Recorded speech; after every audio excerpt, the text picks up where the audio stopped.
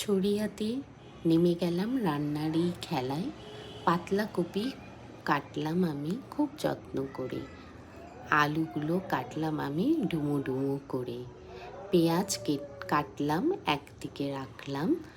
আর আজকের এই রেসিপি নিয়ে আমি এলাম, দেখো তোমাদের ভালো লাগবে।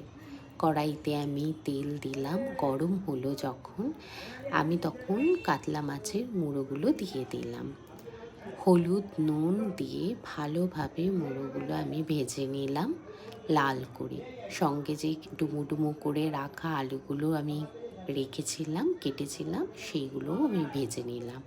একসঙ্গে ভাজা হয়ে গেলে আলু তুলে নিয়ে মুড়োগুলোও তুলে নিয়েছিলাম।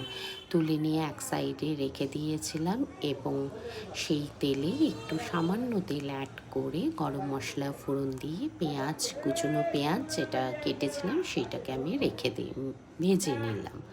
ভাজা হয়ে গেলে সেই ঘন তেলে আদা, জিরে, ধনে, লঙ্কা, টমেটো সব মিশিয়ে খুব ভালো করে কষে নিলাম। সত্যি বলতে গেলে এর ঘ্রাণটা ছিল অপূর্ব।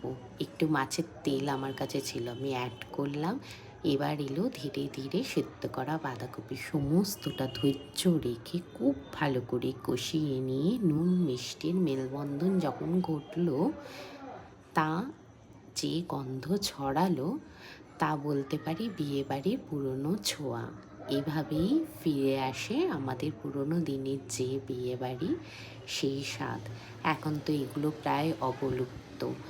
এই রকম তো বিয়েবাড়িতে বাঁধাকপি হয়ই না। তাই সেই ছোটোবেলার স্মৃতি রেখে আজকে এটাই বানালাম।